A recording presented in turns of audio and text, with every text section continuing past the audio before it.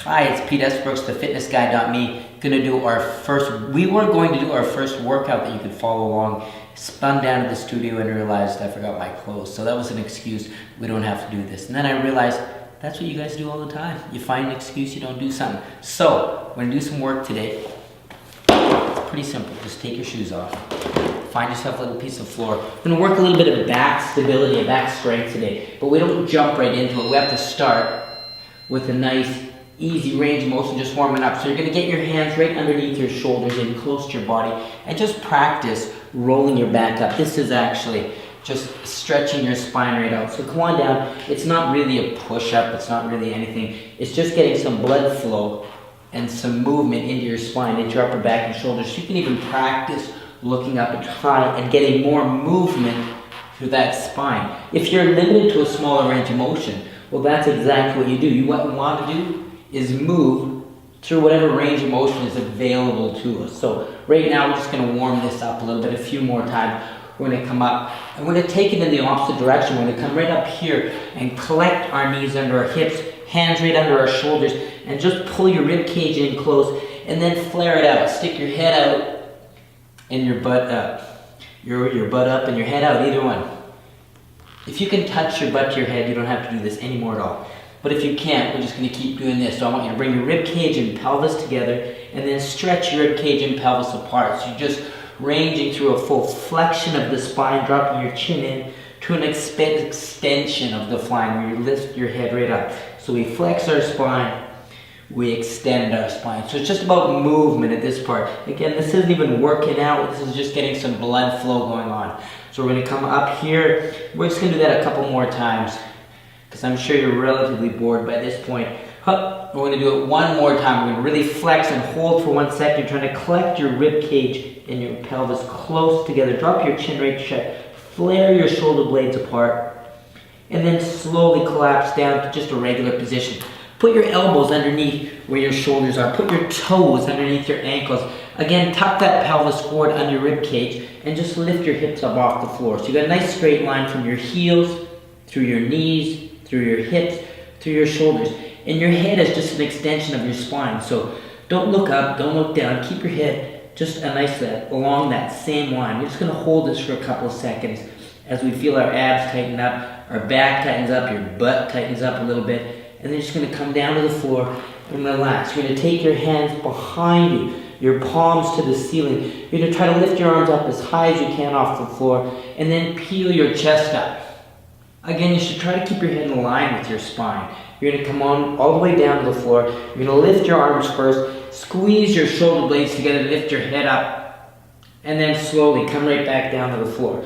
So we're going to lift up your arms, pull your shoulders back, squeeze up. So you should feel this all the way down from your low back to your middle back to your shoulders. And if you could feel the back of your head, I'm sure you'd feel that too. So you're just going to lift and squeeze and slowly roll up a couple more times. Shoulder blades right together. Flare that back open and close at the top. One more time. We're just going to come right up to the top and try to hold this. From here, I want you to lift one leg off the floor and then the other leg off the floor. We're going to put the whole package down. We're going to come up with your arms, your upper body, this time both legs at once. And then you put your legs down, fold your body down. We'll do that a couple more times. Arms are going to come up, upper body up, bring your legs up, and one. Now all together now, we're just going to squeeze everything off the floor and right back down. Now you can take breaks whenever you want. If you think I'm going a little too fast, if you're feeling a little uncomfortable, stop. Hang out for a while. Join me back in again if you want. Come on down.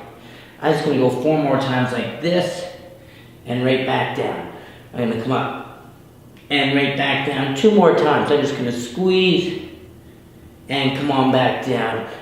We're going to hold this right up. I'm going to take my hands, elbows back, close to my body, hands under my shoulders, and come back to that bridge position again. I'm looking at heels, knees, hips, shoulders, and top of my head. I'm just going to hold this position and breathe and hold. Tuck my abs in tight and take a wee bit of a break.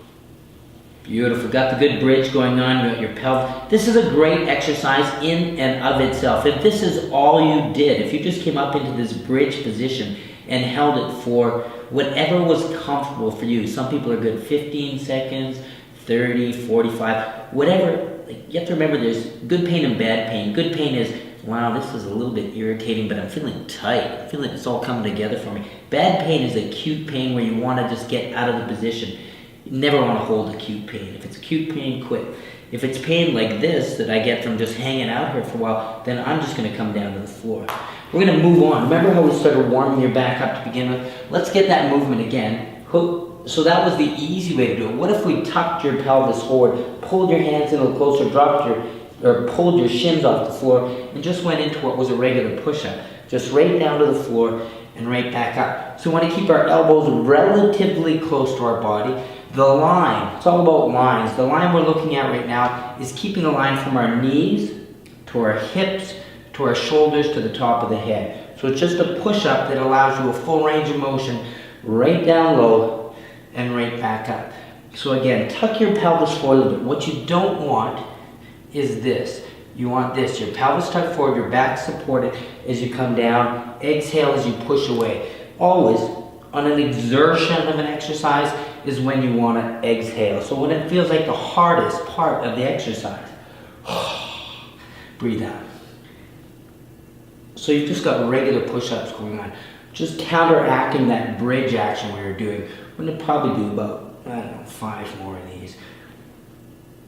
And come on up. Then we're going to go back into that back, upper back this time. We're going to come right down to the floor. We're going to tuck forward, be really strong. Reach arms all the way up. I'm just going to lift one arm up as high as I can and put it down. The other arm up as high as I can and down. So I'm just going to lift an arm and down. Head's going to stay in line with the spine and down. Single arm a couple more times. If we just lift up and down, up and down. 2 more times. We're going to lift up and down. Your range of motion is going to be limited somewhat due to your strength if we try to lift both arms at once. But that's what we're going to do. Head's going to stay in line with your spine. Arms going to be up from the floor to a lift. From the floor to a lift. Try to collect your shoulder blades together. Try to lift that chest up. As you lift, your head's in line with your spine. And just squeeze it up. Again, the range of motion isn't all that important. If you're feeling it through that much movement, well then that much movement is what you're going to get. I kind of feel it here. And then again, we're going to go back to that push-up position. You have the choice of from your knees or from your toes. All that changes is the line. Your back position doesn't change. What changes is just bringing your knees up off the floor. Sometimes it works if you make the hard part a little slower. If we come down in 5, 4, 3, 2, 1, take a little break, and then come right back up. You can go 5, 4, 3, 2, 1, and then come on back up. You can go 5, 4, 3, 2, 1, and come on up. You could do the same thing from your knees. You go 5, 4, 3, 2, 1, and come on up. Nice control on the way down. Good push on the way up. So you're controlling it on the way down. You're going to exhale from the floor. Just going to go. Come on down. 2, 3, 4, 5. Just a couple more times. We're going to go 1, 2, 3, 4, 5, and one more time. We're going to go 1, 2, 3, 4, 5. Come on up, and we'll just control it on the way down. And as we did with our arms before, we're going to do it with our legs. We're going to lift one leg as high as you can and put it down. The other leg just comes up as high as you can and put it down. We're just going to lift. I don't want to put your face on the floor, but you do want to keep your head in line with your spine. So that neck is nice and long as you reach your legs up. Alright, so just a couple more times lifting the legs and lifting the leg. We're going to do a little bit of work on the opposing side of your body. We're going to stretch first by putting your elbow directly under your shoulder. You're going to put your heels on top of each other. Elevate that rib cage and just lift your hip up and put your hip back down. So just lift your hip up. You should feel the muscles, the obliques between your rib cage and your pelvis tighten and release. So the idea here, again, the line is the ankles, the knees, the hips, the shoulders, and the length of the head. So we're going to be nice and long. If you want to help yourself up, feel free, but watch out for leaning forward into it, because you do want to stay high. So if you find this is hard to maintain your posture and get a range of motion, you can bend your knees and still lift your hip and still affect that same muscle group, your obliques on the side. So we can come right from here and come down. You can come right from here or come down. And you can do the same movement. It's physics. The longer the lever, the little harder it gets. So we'll just do about 5 more here. I don't count really. We'll do some more here. And then we'll do the same thing on the other side. So we're going to come up.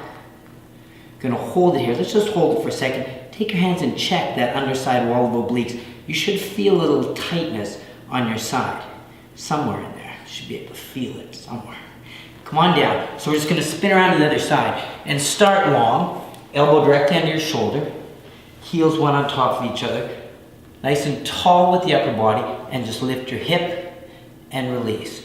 Lift your hip and down. So it's up. Keeping that upper body tall and straight. So you're not leaning anything forward or back. Just lifting your hips right up and right back down. I usually drag this hand under my body just to feel my rippling muscles. Or just to feel my obliques. You can do the same. Come on, up.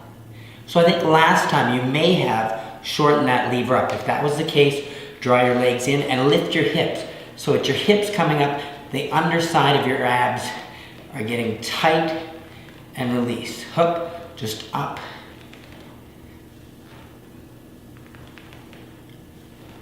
Three more times. We're just going to go 1 and 2. And I think we finished the last ones long. So we'll finish these ones long. Reach your legs out. Keep your body high. Come on up and down.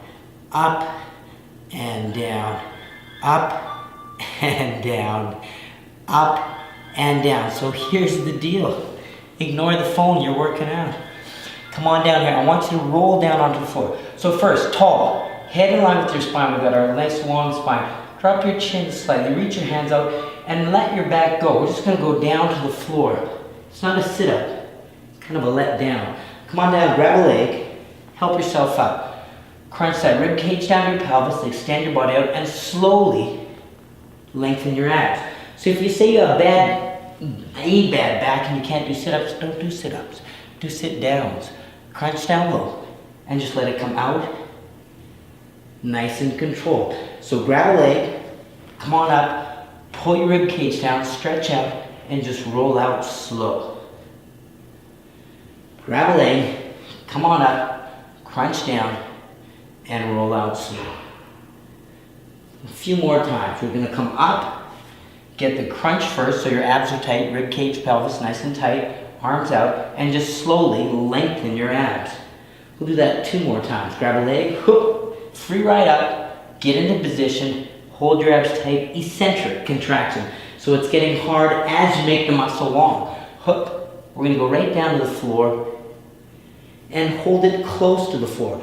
Going to grab your rib cage, pull towards your pelvis, head's going to stay in line with your body. Your arms are going to reach out. I'm just going to lift one leg at a time and put it down. Lift another leg and put it down.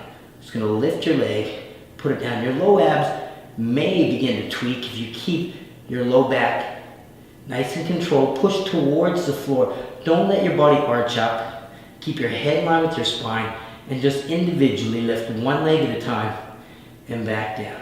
Lift one leg and back down.